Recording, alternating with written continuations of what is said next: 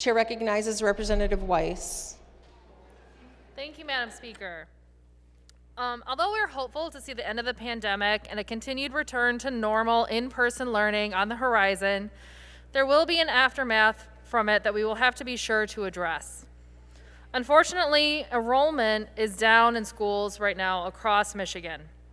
Our school systems will have struggles as families come back to the classroom, and there will likely be significant transitions as parents move towards the new normal, which could include changes in our schools.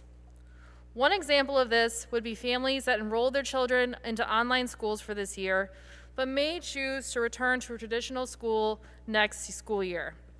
On a personal note, each of the 4 school districts that I represent have unfortunately seen declines in enrollment during COVID-19.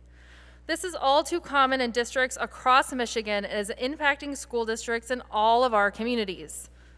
In fact, 697 of the 892 districts in Michigan have experienced declining enrollment this school year.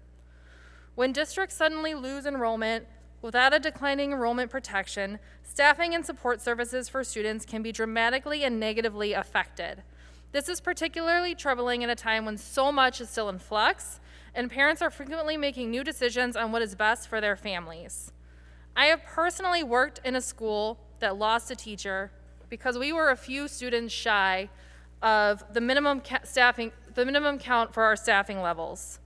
This was devastating for our school and our students, and it resulted in classes being combined and in some cases class sizes doubling.